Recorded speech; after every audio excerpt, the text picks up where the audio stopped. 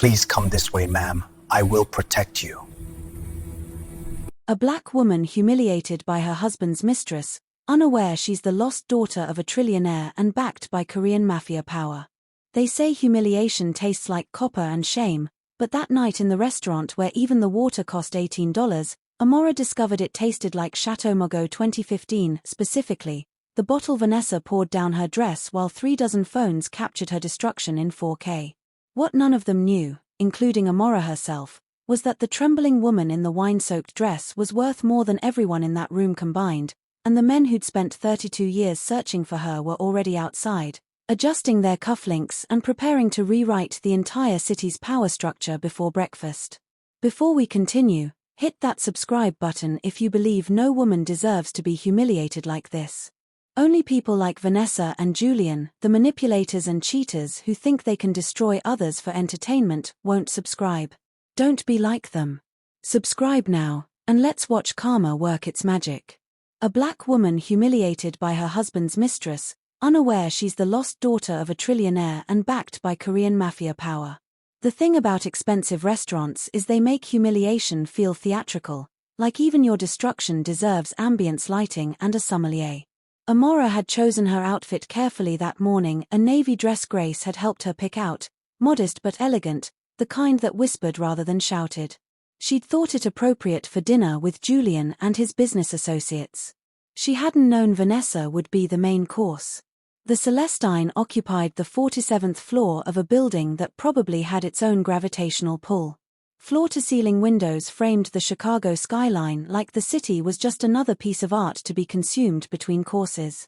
Amora sat at the corner table, the one Julian always requested because it offered views and visibility in equal measure. He liked being seen. She was learning he liked being seen without her even more. Vanessa arrived 20 minutes late, because power is measured in how long people wait. She moved through the room like a knife through butter, all sharp edges wrapped in Chanel No. 5 and something darker. Her hair was that specific shade of blonde that cost more to maintain than most people's cars, swept into a chignon that suggested effortless wealth while requiring 3 hours and a professional. Amora, darling, Vanessa purred, sliding into the seat beside Julian with the confidence of someone who knew exactly where she belonged. What a quaint little dress. Very practical. The word practical landed like a slap. Nearby tables perked up, sensing blood in the water. Rich people had a particular talent for recognizing entertainment, especially the kind that didn't require tipping. Julian laughed, too loud, too eager. 2 years of marriage and Amora had memorized all his laughs, the genuine one he saved for stock reports, the polite one for clients, and this one, the performative bark that meant he was trying to impress someone. Usually someone blonde. Always someone who wasn't his wife. Vanessa has a point, he said, not looking at Amora. He'd perfected the art of not looking at her. This is the Celestine. Maybe something with a bit more presence next time? Presence. As if Amora's melanin didn't already make her the most visible person in a room that looked like a Nordic tourism board convention. But she understood the translation. He wanted her to look more like Vanessa, which was to say, less like herself. Less inconveniently black. Less obviously the orphan he'd married to prove he was different from his father, who'd made his fortune in real estate by strategically forgetting where redlining happened to fall. I'll remember that, Amora said softly, the way Grace had taught her. Kill them with kindness, baby girl. Dignity costs nothing but gives back everything. The dinner proceeded like a slow-motion car crash, the kind where you can see every moment of impact but can't stop watching. Vanessa ordered for the table with the authority of someone who'd never been told no. Julian agreed to everything she suggested, his hand occasionally brushing hers in a way that made Amora's wedding ring feel like a lie made of gold. The entrees arrived on plates so large the actual food looked like it was practicing social distancing. Amora had just taken her first bite when Vanessa reached for the wine, a bottle that probably cost more than Amora's first car, and somehow, miraculously, catastrophically, knocked it directly into Amora's lap. Red wine moved in slow motion, cascading like a small burgundy waterfall, turning her navy dress into evidence of some unnamed crime. The cold shock of it stole Amora's breath. Around them, the restaurant went silent, that specific hush that meant everyone was watching while pretending not to. Oh my God. Vanessa's hand flew to her mouth, her eyes wide with an innocence so practiced it deserved an Oscar. I'm so clumsy. Julian, did you see? It just slip. Phones emerged from designer bags like mushrooms after rain. Flashes popped. Somewhere, someone giggled, a sound that spread like infection through the carefully moisturized crowd. Amora sat frozen, wine dripping onto the floor that probably cost more per square foot than some people's homes. A waiter materialized with napkins, his face professionally blank, but his eyes held something that might have been pity or might have been the recognition that he'd witnessed a murder, just not the kind that left bodies. Julian didn't move. Didn't speak. His silence was a choice, deliberate as a scalpel, cutting just as deep. He looked at Amora as if she were a problem that had solved itself, an inconvenience now conveniently stained and ready for disposal. Maybe you should clean up in the restroom, he said finally, his voice careful, measured. We'll be here when you get back. The lie in that statement was so obvious even the silverware could see it. Amora stood, wine-soaked and trembling, but her spine stayed straight. Grace's voice echoed in her head, they can take your dignity, baby, but only if you hand it to them. So don't. She walked through the restaurant, past tables where women in diamonds whispered behind their hands, past men who'd made their fortunes by stepping on people who looked like her, past waiters who'd witnessed this performance before with different actors but the same script. In the restroom, all marble and gold fixtures that probably had their own insurance policy, Amora stared at her reflection. Wine had turned her dress into a Rorschach test. Her eyes, that strange honeydark shade that never quite matched either of her parents, stared back. Grace wasn't her biological mother. Amora had known that since she was old enough to understand why her skin was several shades darker than the woman who raised her. Grace had found her outside St. Benedict's Church on a February morning so cold the city had issued warnings. Just a baby, wrapped in silk that Grace later learned was worth more than she made in 6 months, abandoned but not unwanted. Grace always insisted on that distinction. Someone had wrapped her carefully, deliberately. Someone had cried when they let go. Amora dried herself as best she could, knowing the stain wouldn't come out, knowing it didn't matter because she'd never wear this dress again, never come back to this restaurant, never pretend Julian's silence was anything other than exactly what it was. When she emerged, Julian and Vanessa were laughing about something, heads close together, his hand now openly on her thigh. The table had been cleaned, wine glasses refilled, her absence absorbed into the evening like she'd never existed at all. Amora didn't return to the table. She walked straight through the restaurant, through the lobby with its crystal chandelier that cost more than Grace's house, through the revolving doors that spun her out onto Michigan Avenue where the November wind cut through wet fabric like judgment. She stood on the sidewalk, shivering, watching her breath fog in the air, and felt something crack inside her chest. Not her heart, that had been breaking in slow motion for months. Something else. Something that sounded like the final thread of hope snapping clean. Her phone buzzed. A text from Julian. Where did you go? This is embarrassing. Amora laughed, a sound sharp enough to cut glass. Embarrassing. Yes. She was the embarrassment. Not the husband dining with his mistress. Not the public humiliation. Her. Always her. She deleted the text, ordered an Uber, and went home to the apartment that had never quite felt like hers, in the life that had never quite fit. She had no way of knowing that in Seoul, a lawyer was preparing an email that would arrive in exactly 4 hours and 17 minutes. No way of knowing that 3 men in expensive suits were already on a plane to Chicago, carrying documents that would prove she was never who she thought she was. No way of knowing that her real father had spent 32 years searching, employing investigators who treated international borders like gentle suggestions, chasing a ghost who'd been stolen in a power play so vicious it still had bodies buried in places even Google Earth couldn't find. All Amora knew was that she was cold, alone, and done. Sometimes that's enough to change everything. Amora's apartment was the kind of place real estate agents called cozy, which meant you could toast bread in the kitchen and hear it pop from the bedroom. Julian had wanted her to stay in his penthouse after the wedding, but she'd insisted on keeping this place. Now she understood why some part of her had known she'd need an exit that belonged only to her. She peeled off the wine-soaked dress and dropped it in the trash. No amount of dry cleaning could salvage it, and honestly, she didn't want to. Let it rot with the rest of the evening. She showered until the hot water ran cold, scrubbing away Vanessa's perfume and the lingering smell of humiliation that seemed to have soaked into her skin along with the wine. It was 2:47 a.m. when exhaustion finally dragged her towards sleep. That's when her phone chimed, a sound that shouldn't have mattered but did, because insomnia had turned her into Pavlov's dog, responding to every digital bell. The email subject line read, "Regarding the estate of Junho Park." Amora's finger hovered over delete. Spam had evolved. Gone were the days of Nigerian princes with suspiciously poor grammar. Now they came dressed in legal language, wearing the costume of legitimacy. But something made her pause. Maybe it was the specificity. Maybe it was the way the universe occasionally whispers before it screams. She opened it. The law firm of Kim and Associates didn't believe in small talk. The email was 3 paragraphs of information so dense it felt like swallowing rocks. Junho Park. Trillionaire. Technology pioneer. Dead 3 months. Estate valued at, Amora blinked, counted the zeros, blinked again, 17 corporations, properties spanning 6 continents, assets that made billionaires look like they were playing with monopoly money. And 1 missing daughter. The 3rd paragraph hit like a train. DNA testing from a hospital record in Chicago, filed 32 years ago, had matched. Amora Williams, born Amora Park, was the sole heir. She read it again.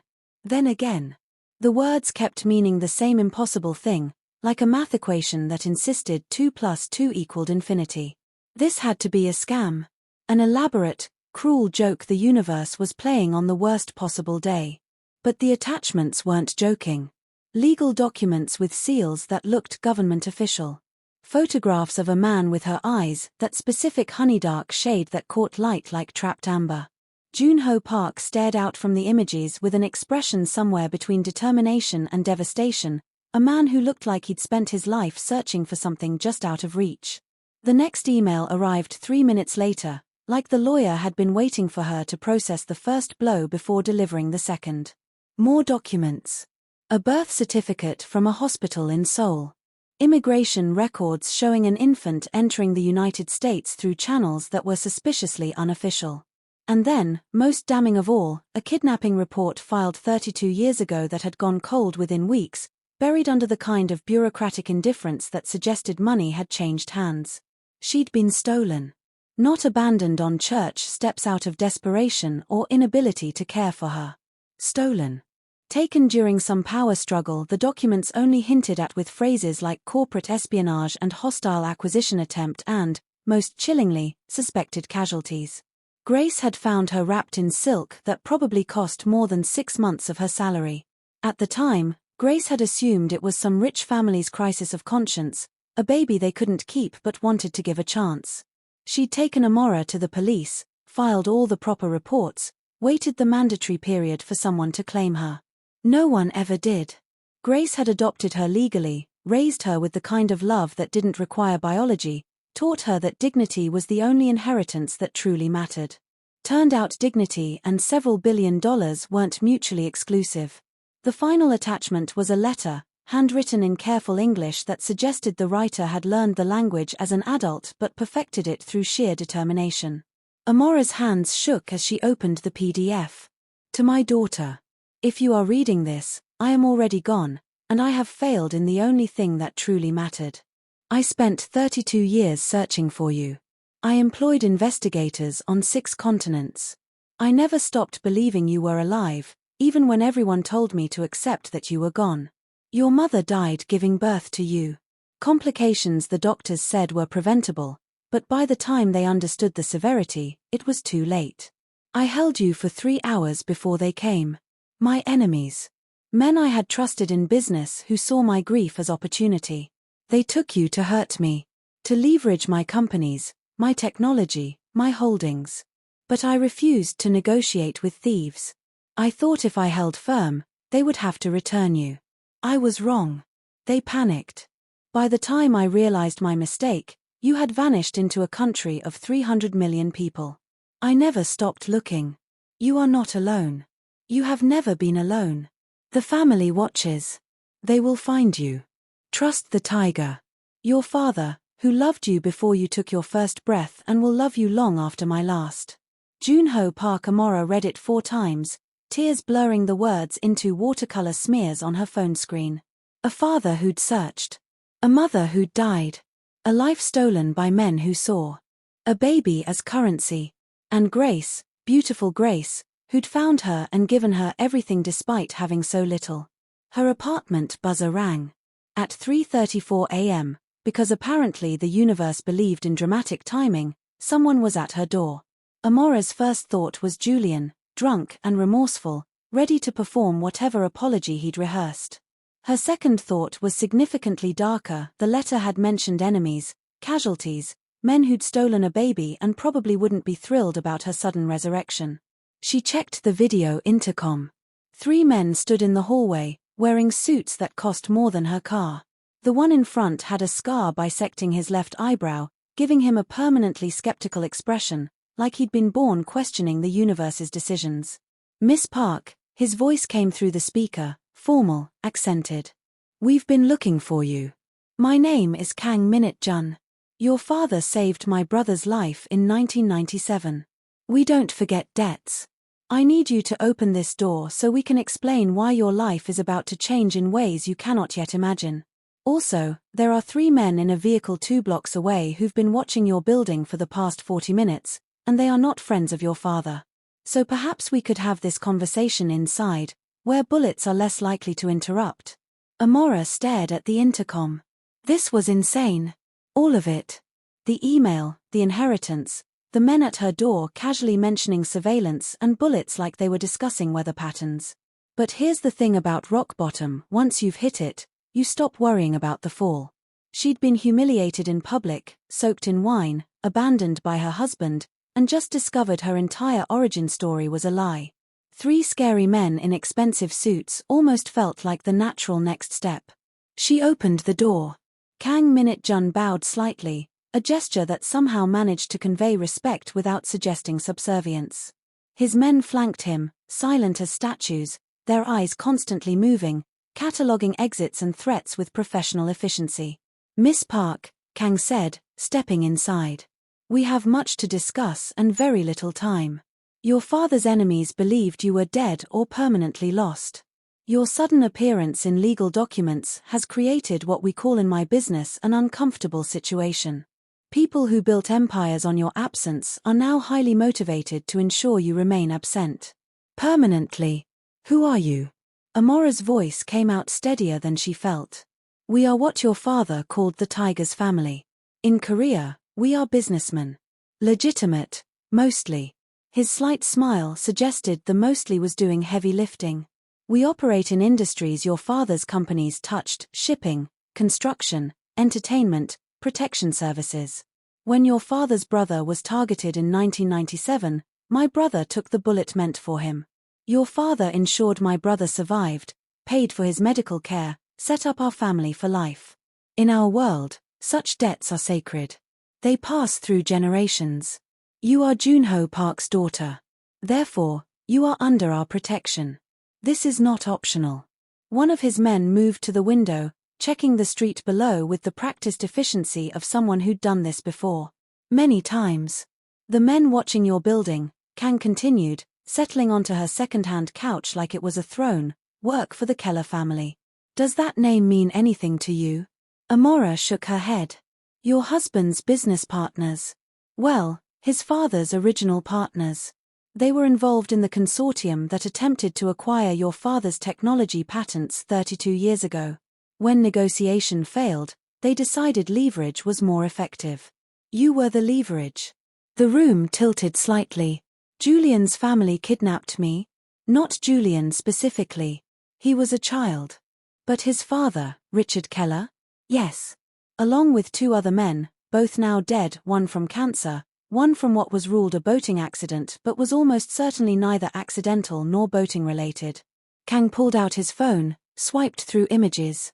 Your father spent 30 years and considerable resources ensuring those men's empires crumbled slowly. Revenge, he believed, should be savored. He showed her a photograph, Julian's father, young and arrogant, standing next to Junho Park at some corporate event, both smiling for cameras while clearly hating each other. Julian doesn't know, Kang said, reading her expression. We've confirmed this. His father kept it buried, literally and figuratively. But now you've surfaced, and old men get nervous when ghosts become real. The question, Miss Park, is what you want to do about it. Amora sank into a chair, her mind spinning through implications like a slot machine. What I want to understand how my entire life is a lie. I want to know why I wasn't told. I want revenge. Kang's smile was sharp. We can arrange that. Quite efficiently, actually. I want the truth. Truth is just revenge with better documentation. He stood, buttoning his jacket. We'll have security posted. Subtle. You won't see them, but they'll see everything. In the morning, Mr. Lee from Kim and Associates will arrive to discuss the estate. You should probably sleep, though I understand that's unlikely. At the door, he paused. Miss Park. Your father spent his life searching. Now you've been found. What happens next is entirely your choice. But know that you're not alone. You never were. They left as quietly as they'd arrived, 3 ghosts in expensive suits.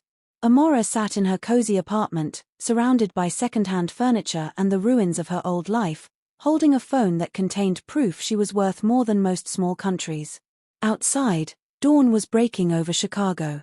Everything had changed. And somewhere, Julian was probably still at dinner, laughing with Vanessa, completely unaware that his wife had just become the most dangerous woman he'd ever ignored.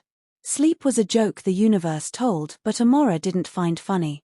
She spent the pre-dawn hours Googling her father, her real father, and discovering that Junho Park was the kind of rich that made normal rich people look like they were playing pretend.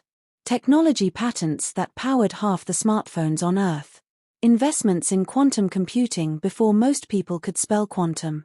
A venture capital firm that had backed 11 companies now worth over $1 billion each. And he'd spent 32 years looking for her. The articles painted him as reclusive, brilliant, occasionally ruthless. One profile from Forbes called him the puppet master of Asia's tech renaissance, brilliant, vengeful, and utterly unforgiving to those who crossed him.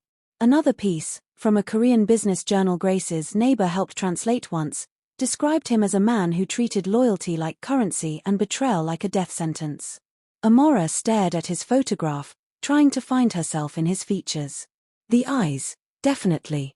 The stubborn set of his jaw. The way he looked at the camera like he was calculating its net worth and finding it disappointing. Her phone rang at precisely 8 a.m. The caller ID read Kim and Associates. Miss Park.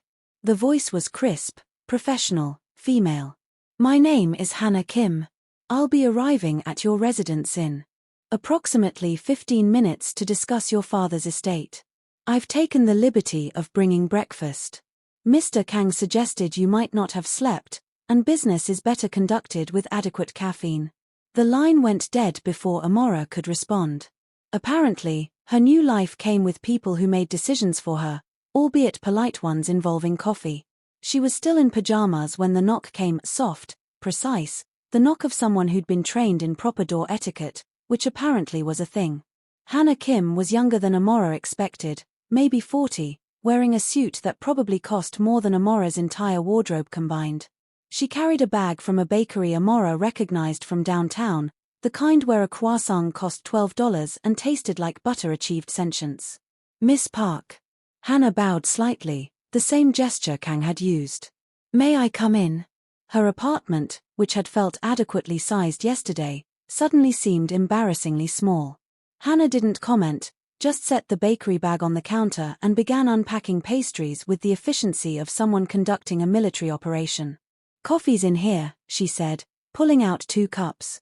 Black for me, but I brought cream and sugar because Mr. Kang's report didn't include your preferences and I believe proper coffee is a human right. Despite everything, Amora almost smiled. Black's fine. Excellent. Efficiency. Hannah opened her briefcase, actual leather, the kind that came from cows who'd lived their best lives, and pulled out documents that somehow looked more official than the ones from last night. Let's discuss your inheritance, and then we'll address the complications. The number, when Hannah said it out loud, sounded even more absurd than it had looked on paper. 17 corporations. Holdings in 23 countries. Real estate portfolio spanning 6 continents. Antarctica apparently wasn't a good investment, Hannah noted dryly. Technology patents that generated passive income of approximately $8 million per week. Per week. Your father, Hannah continued, was extraordinarily thorough in his planning.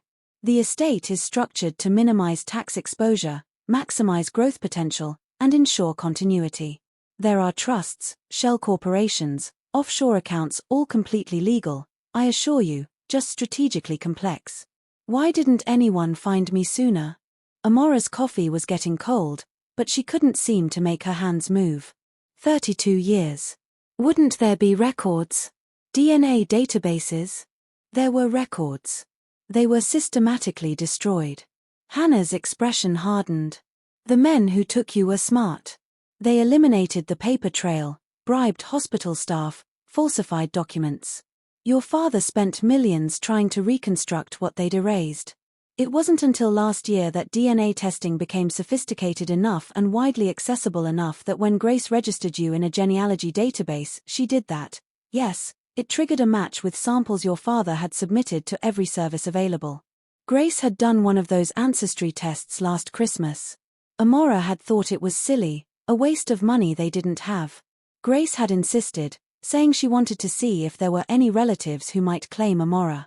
They'd laughed about it, joked about discovering secret royal bloodlines. Turned out the joke was prophecy. The complications, Hannah said, pulling out another folder, stem from your current marital status. Illinois is not a community property state, which works in your favor. However, Julian Keller will undoubtedly attempt to claim entitlement to a portion of your inheritance. We're getting divorced. The words came out flat, certain. Some decisions made themselves. I assumed as much. Mr. Kang provided context about last night's incident. Hannah's expression suggested she'd heard every detail. I've already drafted preliminary paperwork. However, there's another issue. The Keller family. She laid out photographs like she was dealing cards in a very expensive, very dangerous game. Richard Keller, Julian's father, looking distinguished and predatory in equal measure. Documents showing his involvement in a consortium that had tried to acquire Park Technologies in 1993. Meeting notes with phrases like alternative leverage and non-negotiable pressure points. Your father never forgave them, Hannah said. He spent decades systematically dismantling their influence. Richard Keller's company has survived, but barely. Every major contract they've bid on for the past 20 years has mysteriously gone to competitors. Every expansion attempt has met unexpected regulatory challenges. Your father was patient in his revenge. Julian doesn't know. It wasn't a question. We don't believe so. But his father does. By now, Richard has been informed of your identity. Mr. Kang's surveillance indicates the Keller family held an emergency meeting at 6 a.m. this morning. We expect they'll attempt contact within the next 24 hours. Amora set down her coffee, her mind racing through implications. What would you do? If you were me? Hannah's smile was sharp enough to cut glass. I'd burn them down. Legally, of course. Revenge is most satisfying when it's technically justified. She pulled out another document. This is a forensic audit of Keller Industries. Your father commissioned it years ago but never acted on it. Tax irregularities, questionable offshore transactions, supplier relationships that violate about 17 different federal regulations. Nothing immediately criminal, but enough to trigger investigations that would take years and cost millions to defend. You want me to destroy Julian's family. I want you to understand your options. Your father built an empire on the principle that betrayal has consequences. The Kellers took his daughter. His wife died from complications exacerbated by the stress of your kidnapping. The medical records are clear on this. They murdered his wife and stole his child, and they've lived comfortably for 32 years. Hannah's voice stayed professional, but her eyes burned. Justice delayed isn't justice denied, Miss Park. It's just justice that's been earning interest. Amora stood, walked to her window. On the street below, life continued obliviously. People headed to work, grabbed coffee, complained about traffic. None of them knew the woman in the third-floor apartment had just become wealthy enough to buy the entire block without checking her bank balance. None of them knew she was deciding whether to forgive or destroy. "There's a third option," Hannah said quietly. "Walk away. Take the money, change your name, disappear. Live quietly. Your fathers will provide for this. There's a clause that allows you to liquidate everything into a trust, hand management to professionals, and never think about it again. You could be comfortable forever without ever engaging with this world. Would you?" Amora turned back. "Would you walk away?" Hannah's smile was answer enough. "I'm Korean. We have long memories and longer grudges. But I'm also a lawyer, which means I believe in choice. This is yours. Though I should mention, Mr. Kang is waiting downstairs with what he calls alternative resources should you choose a more direct approach to the Keller problem." "Alternative resources?" He didn't specify. "I don't ask. Plausible deniability is important in my profession." Amora's phone buzzed. A text from Julian: "We need to talk. When will you be home?" Home. As if the penthouse had ever been hers. As if she'd ever belonged in his world of wine-soaked humiliations and performative charity. She thought about Vanessa's smile, Julian's silence, the phones capturing her destruction like it was entertainment. She thought about her father, searching for 32 years, dying before he could hold her again. She thought about Grace, who'd found a baby in silk and raised her with love and dollar store toys and the belief that dignity mattered more than dollars. "I want to know everything," Amora said. "Every detail about what they did. Every person involved. Every consequence my father intended but never got to implement." She met Hannah's eyes. "And then I want to have a conversation with Mr. Kang about his alternative resources." Hannah's smile could have lit buildings on fire. "Excellent. I'll order lunch. This will take a while." She pulled out her phone, typed something quickly. "Mr. Kang says he'll be right up. He's brought visual aids, apparently. Also, he wants to know if you prefer Thai or Italian, because effective revenge planning requires proper nutrition." Despite everything, the insanity, the danger, the complete destruction of her understanding of reality, Amora laughed. Actually laughed, for the first time since the wine had hit her dress. "Thai," she said. "Extra spicy. Perfect." Hannah made the call. "Your father would have approved. He always said revenge should burn going down." Outside, Chicago sparkled in morning sun, beautiful and oblivious.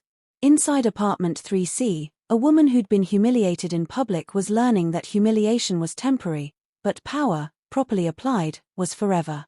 And the Keller family, eating breakfast in their mansion, had no idea their entire world was about to be audited, investigated, and systematically dismantled by a woman they'd dismissed as disposable.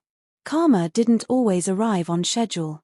But when it did, apparently it brought lawyers and Korean gangsters and really good Thai food. Kang Minute Jun arrived with 2 associates carrying enough paperwork to fill a small library and enough food to sustain a small army. The Thai restaurant had apparently interpreted lunch as feeding everyone in the building, which meant Amora's tiny apartment now smelled like lemongrass, basil, and impending corporate warfare. "Miss Park." Kang bowed, then immediately began commandeering her coffee table, transforming it into what looked like a war room designed by very organized criminals. "Hannah tells me you're ready to learn. Good. Education is the foundation of effective revenge." He spread out photographs like a card dealer in Vegas, except these cards showed corporate structures, property holdings, and what appeared to be a family tree that looked more like a crime scene diagram. "The Keller family," Kang began, tapping a photo of Richard Keller, "built their fortune on your father's stolen technology. After they took you, they attempted to extort the patents. Your father refused. They threatened to kill you. Your father still refused, believing, correctly, that your death would eliminate their leverage. So they panicked. Sold you, essentially, to a trafficking ring that specialized in international adoptions. Very illegal, very expensive, very difficult to trace." Amora's stomach turned. "They sold me. For $200,000. We have the transaction records." Your father's investigators found them in 2003, buried in an offshore account in the Caimans. Kang's expression was carved from stone. The man who bought you was supposed to deliver you to a wealthy couple in Singapore. Instead, he got nervous, realized the heat was too intense, and abandoned you outside that church in Chicago. Grace Williams found you 6 hours later. You were hypothermic, but alive. Luck, perhaps. Or fate preparing you for this moment. Hannah handed Amora water. Breathe. The past is ugly, but you survived it. Now we discuss how to make them pay for it. Kang pulled out another document. Julian Keller. Your husband. Age 34, graduated from Northwestern with a business degree. His father's donations definitely didn't influence. His sarcasm could have stripped paint. Currently CEO of Keller Digital Solutions, a company that exists primarily to launder his father's reputation through tech-friendly branding. Their main contracts come from 3 sources, all of which your father's network can eliminate with a single phone call. Why haven't you? Amora asked. We were waiting for you. Kang's smile was predatory. Your father's instructions were clear. When you were found, the decision was yours. He built the weapons. You decide if and when to fire them. He laid out a spreadsheet that looked like it required a PhD to interpret. Keller Industries depends on international contracts. Shipping routes through ports your father's companies control. Manufacturing partnerships with suppliers who owe your father's estate considerable loyalty.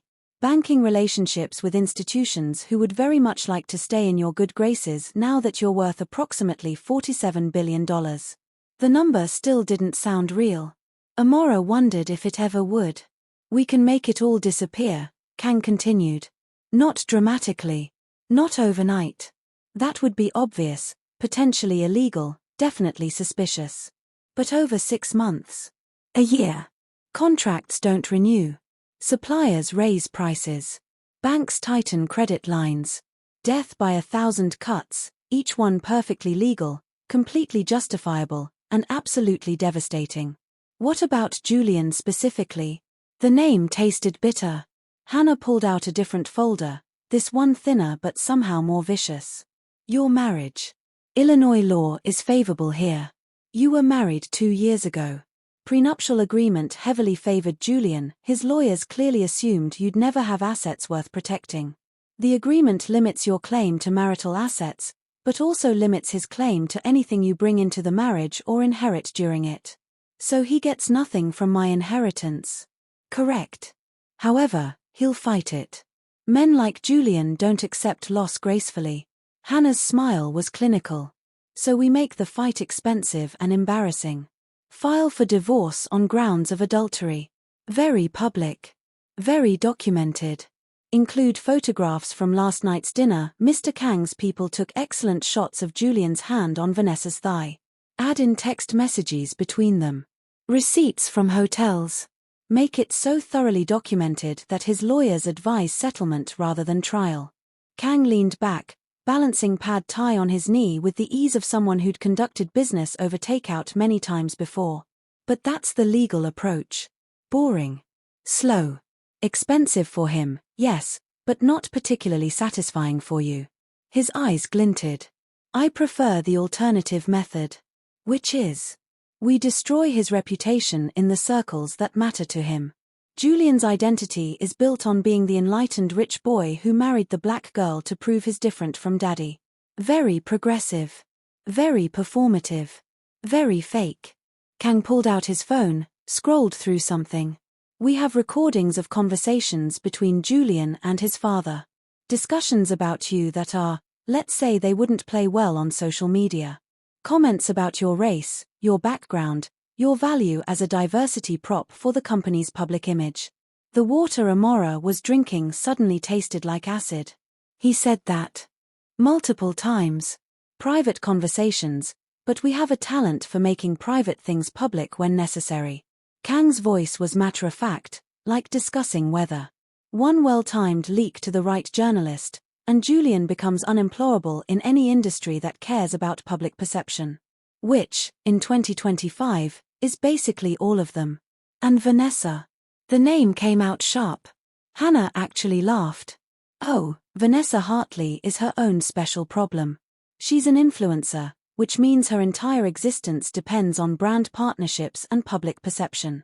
We've already begun auditing her taxes. Turns out accepting expensive gifts from married men and not reporting them as income is frowned upon by the IRS.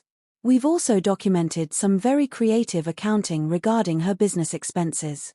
Nothing that will send her to prison, but enough to trigger an audit that will cost her hundreds of thousands in legal fees and destroy her partnerships with sponsors who require clean financial records.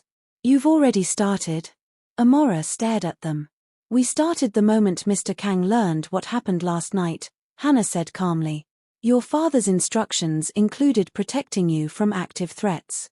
Vanessa's humiliation campaign qualified. So we began defensive measures. Kang nodded. By tomorrow morning, 3 of her major sponsors will have received anonymous tips about potential liability issues regarding her undisclosed personal relationships with married business partners. Very concerned about brand safety, these companies. Very quick to distance themselves from controversy. Amora should have felt guilty. Should have felt like this was too much, too cruel, too far. But all she felt was a cold satisfaction spreading through her chest like ice water. These people had treated her like garbage. Had laughed while phones recorded her humiliation. Had assumed she was powerless because she'd never told them otherwise. Assumptions, she was learning, could be expensive. There's one more element, Kang said, his voice dropping lower. Your father's letter mentioned enemies who might resurface. The Keller family isn't the only problem. There were 3 men involved in your kidnapping. One died of cancer in 2008. One died in a boating accident in 2015 that definitely wasn't an accident. The third, however, is still alive. He showed her a photograph of a man in his 70s, silver-haired and distinguished, smiling at some charity gala. Thomas Brighton. British national, currently living in Connecticut. Investment banker. Very respectable. Very connected. Very much responsible for planning your abduction and coordinating the trafficking ring that sold you. Why isn't he in prison? Evidence disappeared. Witnesses refused to testify. Your father spent years building a case, but Brighton's lawyers were exceptional and his connections were deeper. Kang's jaw tightened. Your father's last instructions regarding Brighton were less legal than the others. He left that decision to you, with a note that some debts can only be paid in fear, not money. Hannah cleared her throat. As your legal counsel, I need to state clearly that I'm not hearing this conversation and cannot condone any actions that would violate federal or state laws. Of course, Kang said smoothly. I'm simply providing information. What Miss Park does with it is entirely her choice. The apartment felt smaller suddenly, stuffed with people and documents and the weight of decisions that would reshape lives. Amora stood, walked to her window, looked out at Chicago stretching into the distance. Somewhere out there, Julian was probably having lunch, still unaware his world was crumbling. Vanessa was probably posting something on Instagram, counting likes and thinking she was invincible. And Thomas Brighton was living comfortably in Connecticut, sleeping peacefully in a bed purchased with money he'd made trafficking babies. Amora turned back to Kang and Hannah. I want all of it. The legal destruction, the social demolition, everything. But I want to understand exactly what happens and when. I won't hide behind you. If I'm doing this, I'm doing it knowing every consequence. Kang's smile was approving. Your father would be proud. He always said power without understanding is just wealth pretending to be wisdom. When do we start? Hannah checked her watch. The divorce papers can be filed by end of business today. The IRS tip regarding Vanessa will be submitted anonymously tomorrow morning. The information regarding Julian's recorded conversations will be leaked to 3 journalists by Friday. Conservative timeline for complete social and financial collapse of both targets, 6 to 8 weeks. And the Keller's business? Already in motion, Kang said. By Monday, their primary shipping contract will receive notice of non-renewal. By Wednesday, their largest supplier will implement a 35% price increase citing market conditions. By next Friday, their credit line with First National will be reduced by 40% due to risk assessment recalibration. He made it sound like weather patterns, inevitable and impersonal. But Amora understood this was deliberate. Calculated. Revenge dressed in business casual, wearing a spreadsheet instead of a weapon. And Brighton? She asked quietly. Kang exchanged a look with Hannah. That requires a separate conversation. One without witnesses who are required to report criminal conspiracies to authorities. I understand. The Thai food was getting cold, but nobody seemed to care. They spent the next 3 hours reviewing documents, discussing timelines, planning the systematic dismantling of the lives of people who'd assumed Amora Park would stay disappeared. By the time Kang and Hannah left, the sun was setting over Chicago, painting the sky in shades of orange and red that looked remarkably like fire. Amora sat alone in her apartment, surrounded by paperwork that outlined the destruction of her husband's life, and felt something she hadn't felt since Grace passed away 2 years ago. She felt powerful. Not performed power, like Julian wore his wealth.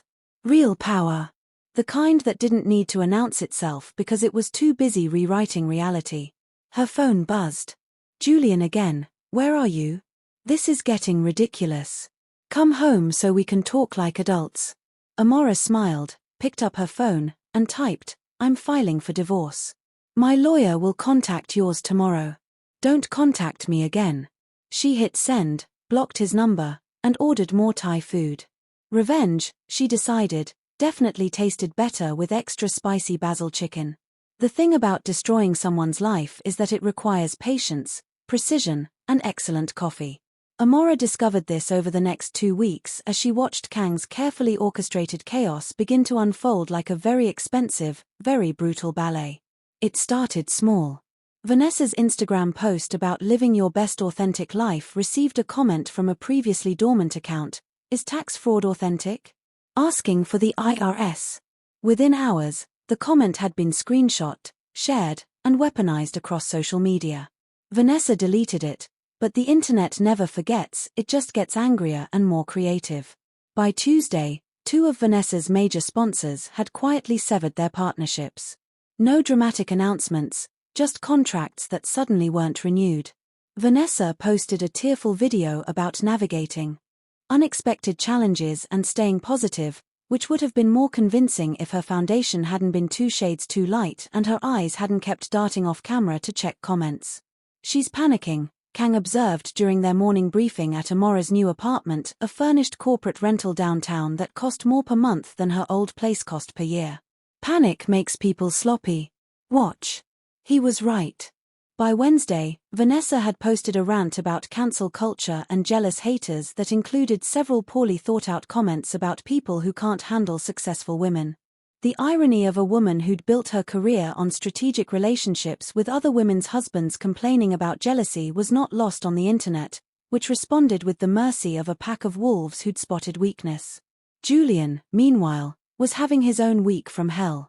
The divorce papers had been delivered to his office by courier. Hannah had insisted on maximum embarrassment and included photographs so explicit his secretary had apparently gasped loud enough to be heard through closed doors. He'd called Amora 63 times from various numbers. She'd blocked them all, savoring each one like vintage wine. His father, however, was a different story. Richard Keller had called once, from a blocked number, his voice calm and measured in a way that suggested violence wearing a suit. Mrs. Keller. I think we should talk. Privately. There are things you don't understand about your situation. Amora had forwarded the voicemail to Kang, who'd listened with an expression that suggested Richard Keller had just made a very expensive mistake. Threatening you, Kang said, even politely, was unwise. It gives us legal justification for increased security measures.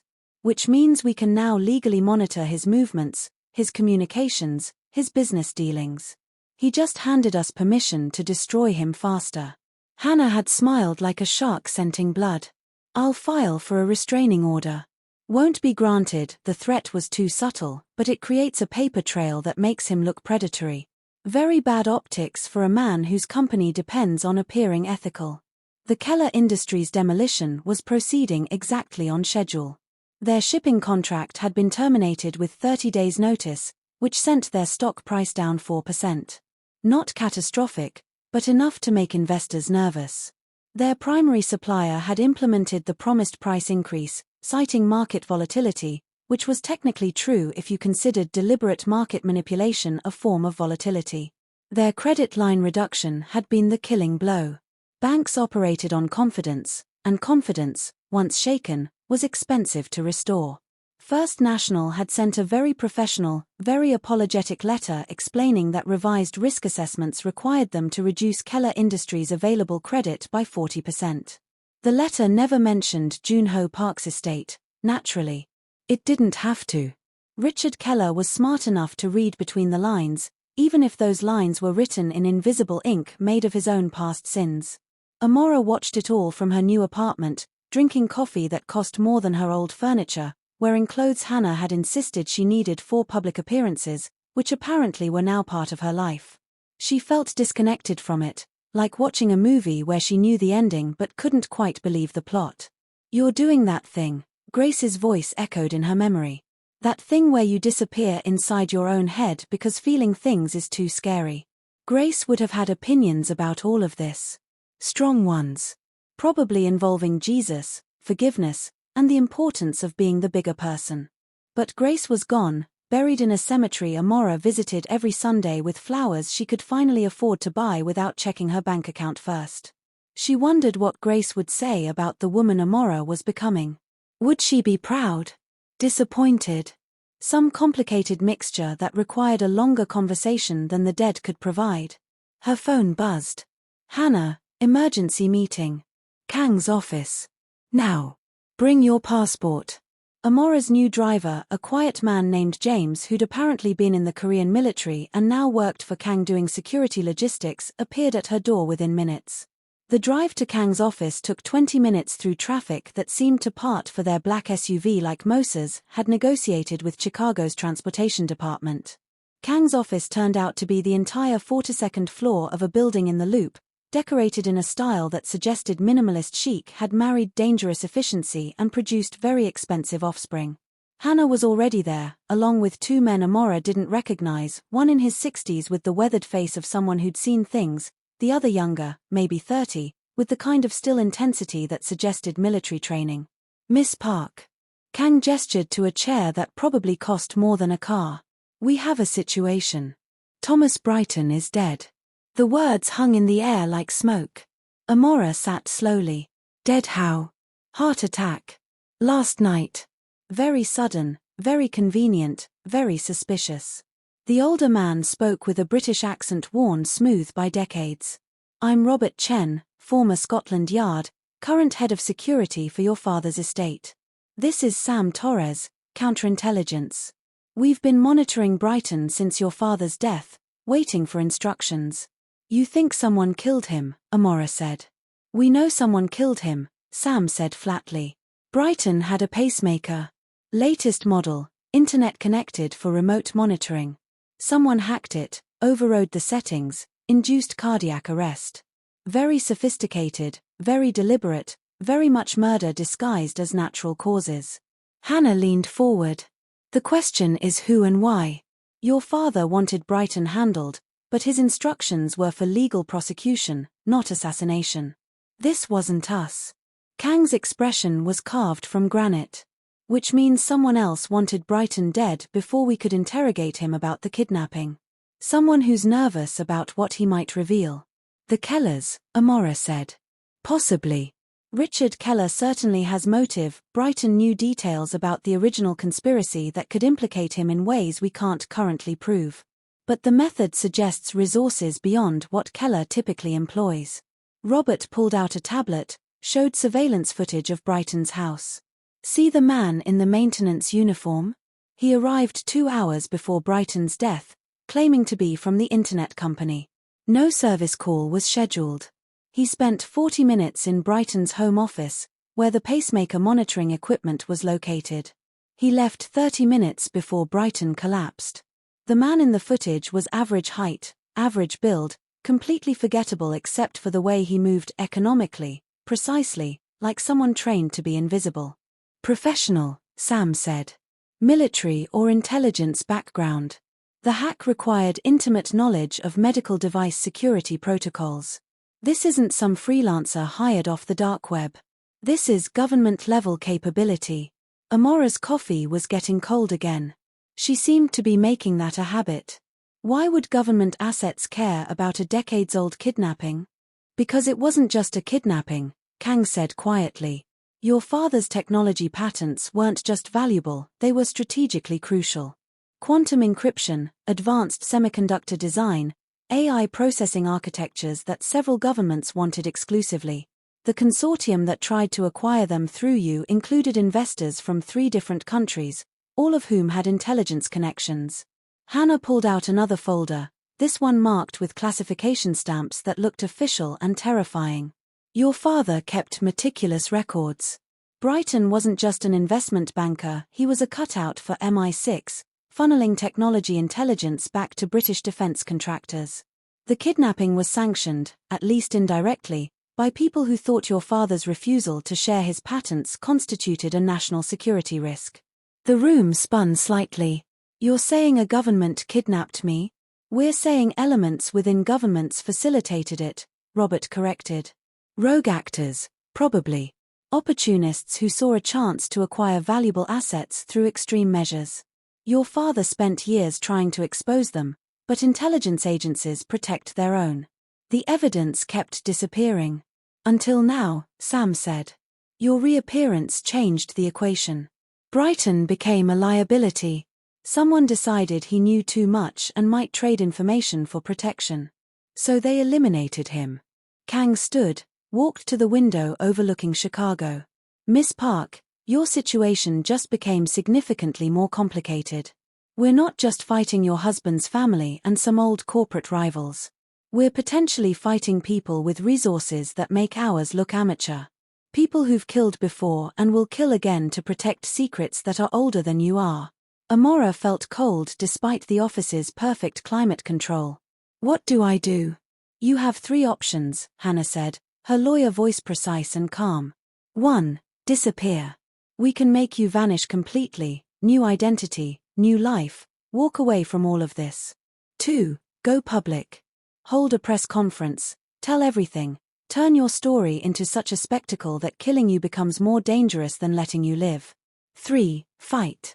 Use your father's resources, our network, and your own considerable leverage to expose everyone involved and dare them to come at you.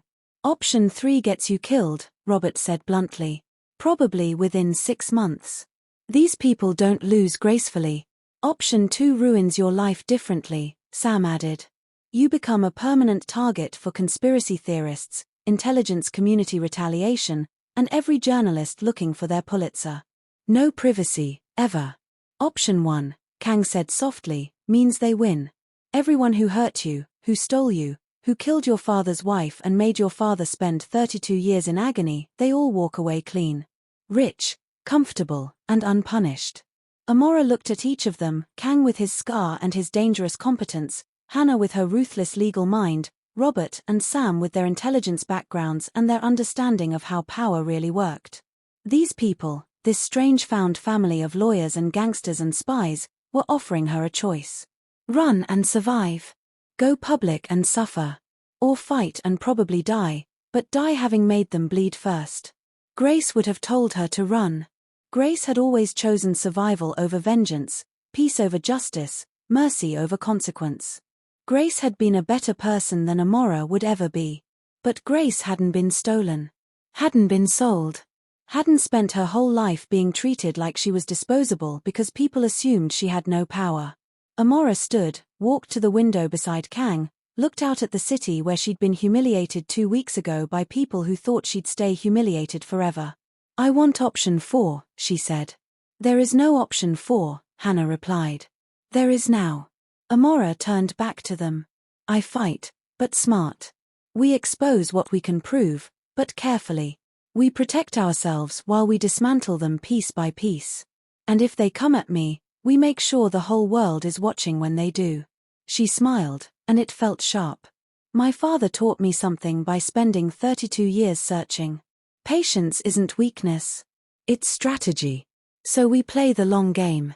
And we make sure that when we're done, everyone who touched this, every conspirator, every enabler, Every person who thought I was disposable wakes up every morning knowing I'm still here, still fighting, and they're still losing.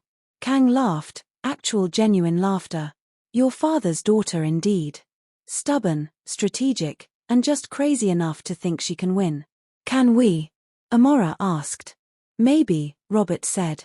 If you're very smart, very lucky, and very willing to become someone you might not recognize in the mirror. I already don't recognize her, Amora said. Might as well make her dangerous. Becoming dangerous, it turned out, required an excellent stylist, media training, and the ability to smile while your entire nervous system screamed. Amora discovered this over the next 3 weeks as Hannah and Kang transformed her from woman who got wine thrown on her into mysterious heiress with unclear intentions and unlimited resources. The first public appearance was a charity gala for children's literacy. Grace would have approved of that, at least. Amora wore a dress that cost more than her old car, deep emerald silk that made her skin glow and her eyes look like they held secrets. Which they did. Approximately $47 billion worth of secrets, plus the names of everyone involved in a decades-old international conspiracy. Remember, Hannah coached in the car, you're not here to make friends. You're here to be seen, remembered, and slightly mysterious. Answer questions politely but vaguely. Smile like you know something they don't. Which you do. What if someone asks about Julian? You say I wish him well with a smile that suggests you absolutely don't, and move on. Hannah checked her own reflection, adjusting diamond earrings that probably had their own security detail. The divorce is public record now. Everyone knows. Let them speculate. The gala was at the Four Seasons, in a ballroom that looked like someone had given Versailles a credit card and permission to go wild. Chandeliers dripped crystal. Ice sculptures sweated elegantly. Women in gowns that cost more than small countries' GDPs air-kissed each other with the warmth of competing predators. Amora walked in, and the room noticed. Not dramatically. Not like a movie. But there was a shift, heads turning, conversations pausing mid-sentence, the subtle recalibration that happened when someone unexpected entered a space that thought it knew all its players.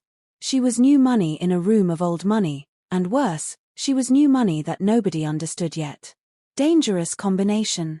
Amora Park. A woman materialized at her elbow, 60-ish, with the kind of bone structure that suggested she'd been beautiful once and knew exactly how to weaponize what remained. I'm Catherine Whitmore. I knew your father. Amora's carefully practiced smile didn't waver. Did you? Briefly. Years ago. Tech conference in Singapore. He was brilliant. Difficult, but brilliant. Catherine's eyes were sharp, calculating. I was sorry to hear of his passing. And sorrier still to learn about your unusual family history. That must have been quite a shock. Life is full of surprises. Amora said, channeling Hannah's advice about being vaguely pleasant and entirely unhelpful. Indeed. And speaking of surprises, I saw Julian earlier. He looks terrible. Divorce is always so unpleasant, isn't it? Catherine's sympathy was as genuine as cubic zirconia. Especially public ones. I wish him well, Amora said with exactly the smile Hannah had described, and excused herself to admire an ice sculpture that looked like a swan having an existential crisis. She made it through the cocktail hour fielding similar interactions, women who wanted to assess the threat level, men who wanted to calculate her net worth, everyone trying to determine if she was an opportunity or a problem. Nobody asked directly about her inheritance, but the questions circled it like sharks around chum. You're doing well, Kang's voice murmured in her ear. He'd appeared beside her without sound, wearing a tuxedo that made him look less like a gangster and more like a very dangerous James Bond villain. Whitmore just texted 3 people about you. You're officially interesting. Is that good? It's necessary. Mysterious and wealthy is powerful. Understood and wealthy is just rich. He handed her champagne she didn't want but held anyway, because props mattered. Julian is here, by the way. Third bar, looking like someone who just discovered his empire is built on sand and the tide is coming in. Amora didn't look. Wouldn't give him the satisfaction. But her pulse quickened anyway, that traitorous organ refusing to get the memo that Julian Keller no longer mattered. Also, Kang continued, Richard Keller is in the private dining room upstairs with Senator Morrison and 2 Chinese businessmen we've identified as having connections to your father's original patent dispute. They're discussing something that required a room with signal jammers, which suggests the conversation is illegal, immoral, or both. Can we hear it? We have a man on the catering staff. Very talented. Very expensive. Very good at hiding recording devices in floral arrangements. Kang's smile was subtle. We'll have transcript by tomorrow morning. Dinner was excruciating 8 courses of tiny, artistic food that looked like it had been designed by someone who thought hunger was a suggestion. Amora sat between a tech CEO who spent the entire meal explaining cryptocurrency with the enthusiasm of a cult member, and a surgeon who'd apparently never met a sentence he couldn't make about himself. Across the table, she could feel Julian's eyes on her. She didn't look. Didn't acknowledge him. Just smiled at the surgeon's story about his yacht, because of course he had a yacht, and pretended fascination with the CEO's thoughts on blockchain technology. It wasn't until dessert, some architectural marvel involving chocolate, gold leaf, and what might have been edible flowers or possibly just aggressive decoration, that Julian finally approached. He looked worse than Kang had described. His suit was expensive but rumpled, his hair slightly disheveled, his eyes carrying the particular desperation of a man watching his life implode in slow motion. Amora. Can we talk? Privately? The table went silent. 8 people suddenly extremely interested in their gold leaf chocolate while pretending not to be. I don't think that's appropriate, Amora said pleasantly, the way you might decline a pamphlet from a street canvasser. 5 minutes. Please. You owe me that much. The audacity was stunning, really. Like watching someone demand a refund for a meal they'd eaten entirely and then complained about. I don't owe you anything, Julian. Your lawyer has my lawyer's contact information. All communication should go through them. This isn't about the divorce. His voice dropped lower, urgent. It's about your safety. There are things you don't understand.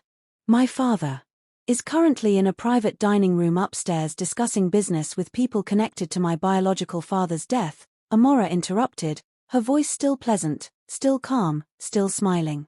I understand more than you think. Now if you'll excuse me, I promised Catherine Whitmore I'd discuss her foundation's literacy program.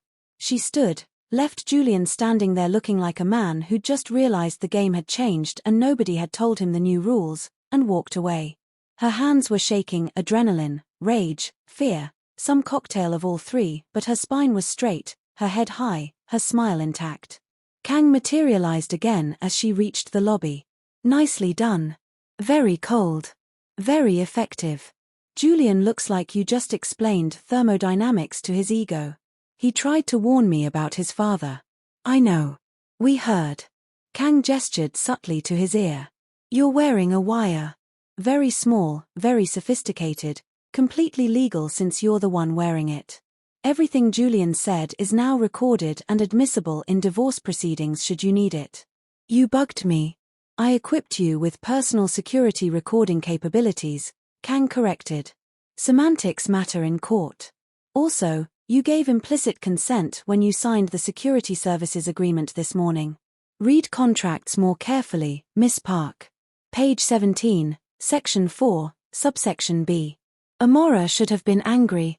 Instead, she laughed genuine laughter that felt like pressure releasing. You're all insane. Professionally paranoid, Kang agreed. There's a difference. Now, smile. Photographer at 10 o'clock. Society page. You want to look mysterious and wealthy, remember? She smiled. The flash popped.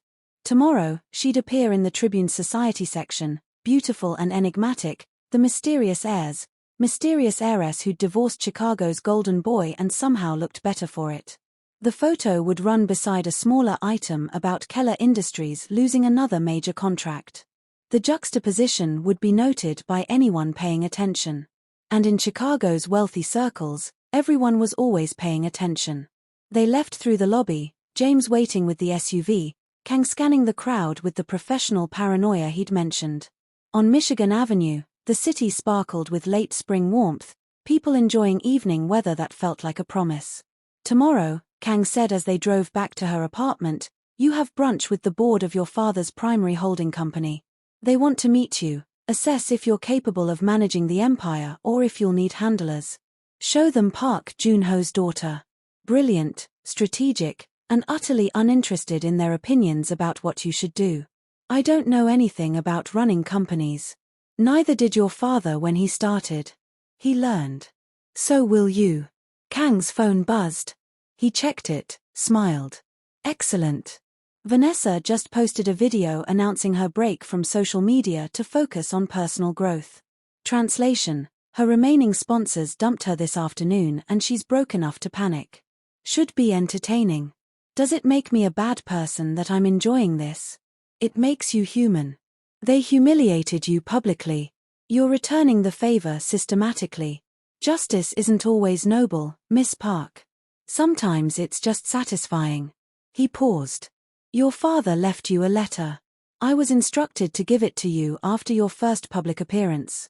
He wanted you to understand something after you'd begun embracing your power. He handed her an envelope, heavy paper, sealed with wax that bore her father's stamp. Inside, in the same careful handwriting she'd seen before. My daughter. If you're reading this, you've begun to fight. Good. Fighting means you've chosen to live fully rather than survive quietly. But remember, power is not revenge. Power is the ability to choose mercy when you have every reason to choose destruction. I spent 32 years destroying the men who took you. I don't regret it. But I also didn't find you.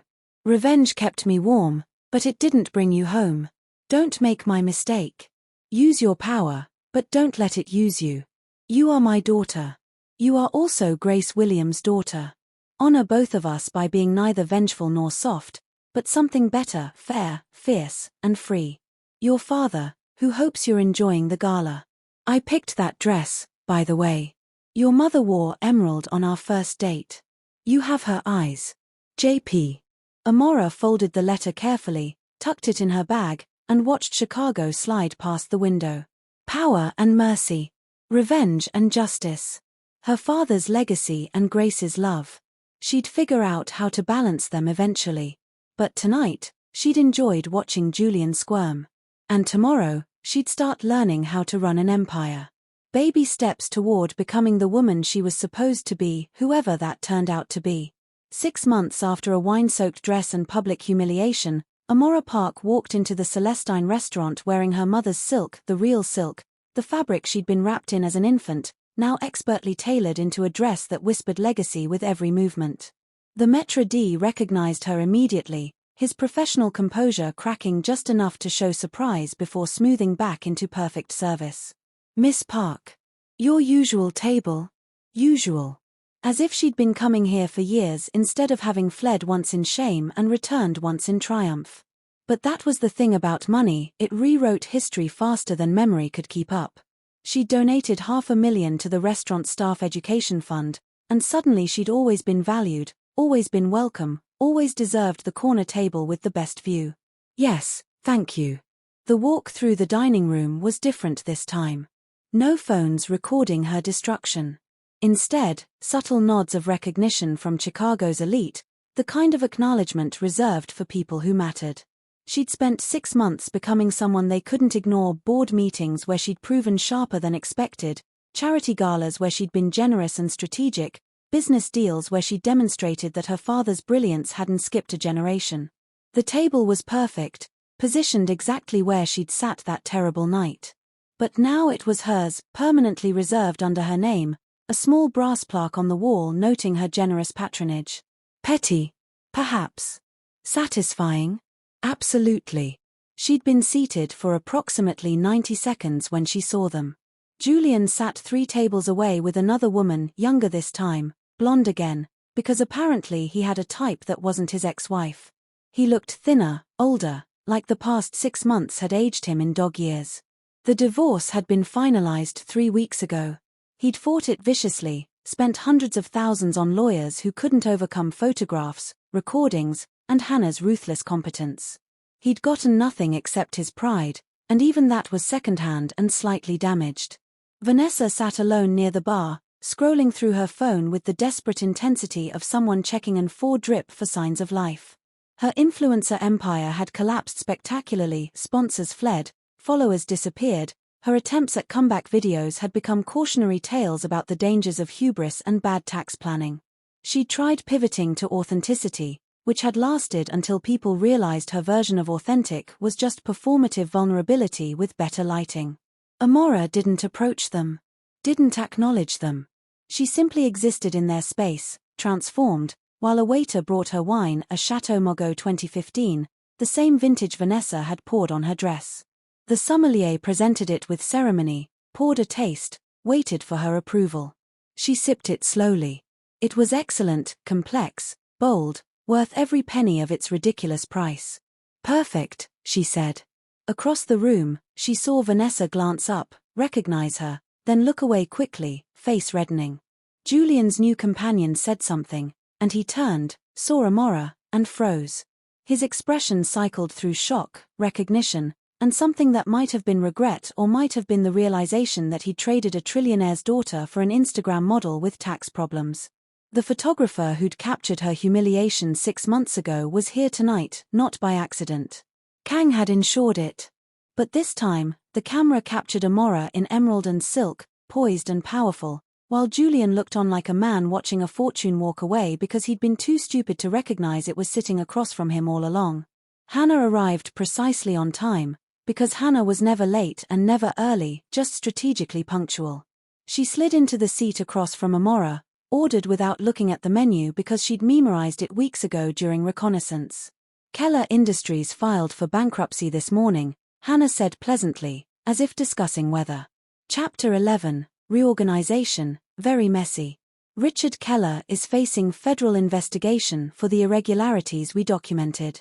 Nothing proven yet, but the audit process alone will cost him millions and approximately 7 years of his remaining life. Justice moves slowly, but it moves. And Brighton's murder. Robert and Sam traced it back to an MI6 operation that went rogue in the 90s. The British government is quietly offering immunity to anyone involved in exchange for testimony. Several people are suddenly very interested in talking about old kidnapping cases. Your father's investigators are submitting everything to the FBI. It won't bring Brighton back to stand trial, but it will expose everyone who protected him.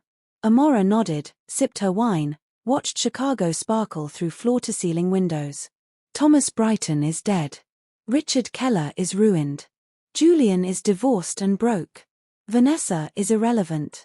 Everyone who touched this paid something. Does it feel like enough? Hannah asked quietly. That was the question, wasn't it? Grace would say revenge was never enough, that it hollowed you out and left you empty. Her father would say revenge was just accounting, debts paid, balances settled, the universe returned to equilibrium.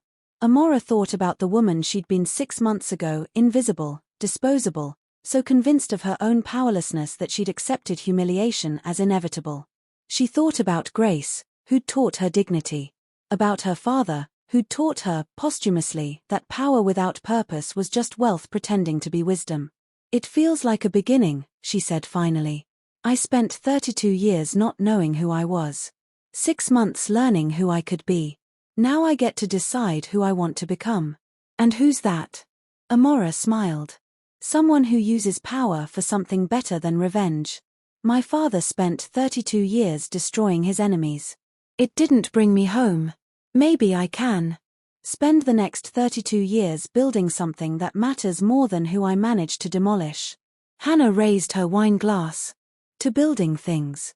And occasionally demolishing people who really deserve it. I'll drink to that. They clinked glasses, and Amora caught her reflection in the window superimposed over the Chicago skyline, strong and clear and entirely herself. Not Grace's daughter performing gratitude. Not her father's heir performing revenge. Just Amora Park, who'd survived being stolen, sold, humiliated, and dismissed, and had somehow emerged powerful enough to rewrite her own story. Across the room, Julian stood to leave, his new companion in tow. He paused near Amora's table, opened his mouth as if to speak, then closed it again. What could he possibly say? Sorry for treating you like charity? Sorry for the public humiliation? sorry for not recognizing that the woman he'd married to prove his progressive credentials was worth more than everyone in his family combined. Amora met his eyes, held them for exactly 3 seconds, long enough to acknowledge his existence, short enough to show it didn't matter, then returned to her conversation with Hannah. Julian left. Vanessa followed minutes later, checking her phone one last time before sliding it into her purse with the defeated gesture of someone who knew the notifications weren't coming back. The restaurant owner approached Amora's table, thanking her again for her generosity to the staff fund. 3 people who'd laughed loudest that night 6 months ago were now employed because of that fund, learning that jobs were less permanent than they'd assumed and that cruelty was expensive when the object of your mockery turned out to be a trillionaire's daughter with a long memory and excellent lawyers. Amora had made sure they knew who'd funded their second chance. Not to be cruel, well, not only to be cruel, but because mercy with awareness was more powerful than mercy by accident. They'd serve her dinner tonight knowing she'd saved their jobs after they'd laughed at her destruction. That kind of cognitive dissonance built character. Or at least built discomfort, which was close enough. Dinner was excellent, 8 courses of food that actually tasted like something this time, because eating while powerful was apparently more enjoyable than eating while humiliated. Who knew? Kang joined them for dessert, appearing silently as usual, bringing news that the federal investigation into Richard Keller had expanded to include his original business partners in the consortium. Your father would be satisfied, Kang said, sampling something involving chocolate and architectural ambition. Everyone who touched you, who stole you, who profited from your absence, they're all paying. Some with prison time, some with bankruptcy, some with just the knowledge that they lost and you won. And the rogue MI6 agents? Being handled by people whose job descriptions I'm not cleared to discuss. But handled. Kang's smile was sharp. International kidnapping tends to upset governments when it involves their intelligence services operating without authorization. Turns out bureaucracies hate being embarrassed almost as much as they hate being sued. What happens now? Amora asked. Now. Kang leaned back, looking satisfied. Now you live. Run your father's companies. Build your own legacy. Occasionally destroy people who deserve it, because that's just good business practice. But mostly, you get to be Amora Park, not the stolen daughter, not the humiliated wife, not the revenge project. Just yourself, with more money than God and enough power to ensure nobody dismisses you again. Hannah checked her watch. The photographer got excellent shots. They'll run in tomorrow's Tribune. Tech heiress Amora Park dines where she was once humiliated. Very poetic. Very pointed. Julian and Vanessa's presence in the background is just coincidence, of course. Of course, Amora agreed, smiling. They finished dinner slowly, savoring not just the food but the victory, quiet, complete, exactly as devastating as it needed to be. When Amora finally stood to leave, the entire restaurant watched. Not with mockery this time. With recognition, respect, and the careful wariness people reserved for those who'd proven they could rewrite reality through sheer force of will and unlimited legal resources. James was waiting outside with the SUV. The drive back to her new penthouse, not Julian's, never Julian's again, but hers, purchased with her money in her name, took 20 minutes through evening traffic. In the elevator ascending to the 47th floor, Amora checked her phone. A message from Grace's sister, Aunt Teresa, who'd been there through everything. Saw you in the society pages again, baby girl. Grace would be so proud. So am I. You're doing good things with all that money. Keep being you. Amora smiled, typed back, love you. Dinner next week? The response came immediately, you're buying. You're rich now. Fair. The penthouse was quiet, spacious, hers. Floor-to-ceiling windows showed Chicago stretched out below, beautiful and indifferent, a city that had watched her fall and rise and didn't particularly care either way, which was oddly comforting. Cities were like that. They witnessed everything and judged nothing, just kept existing while people's individual dramas played out against their skylines. Amora poured herself water, actual water, not $18 artisan water, just tap water in a glass, and stood at the window. Somewhere out there, Julian was probably explaining to his new girlfriend why his ex-wife was worth billions and he wasn't. Vanessa was probably posting something desperate about new beginnings that would get 12 likes from bots. Richard Keller was probably meeting with lawyers, watching his empire crumble like sand castles at high tide. And Amora Park, stolen daughter, humiliated wife, unexpected heir to a fortune built on brilliance and maintained by revenge, was standing in her penthouse drinking tap water and planning tomorrow's board meeting where she'd propose using her father's AI patents to fund educational programs in underserved communities.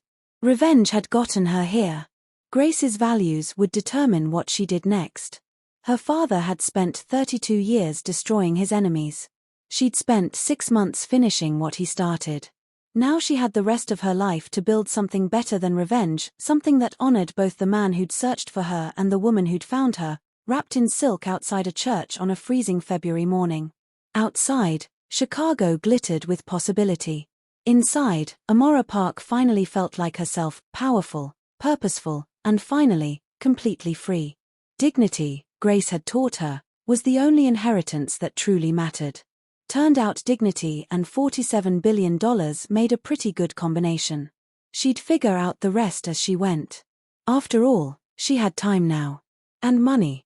And an entire legacy to discover. But mostly, she had herself found, claimed, and utterly unbreakable. The END, if you believe no woman should ever be humiliated for someone else's entertainment, hit that like button. If you think people who treat others as disposable deserve exactly what they get, leave a comment.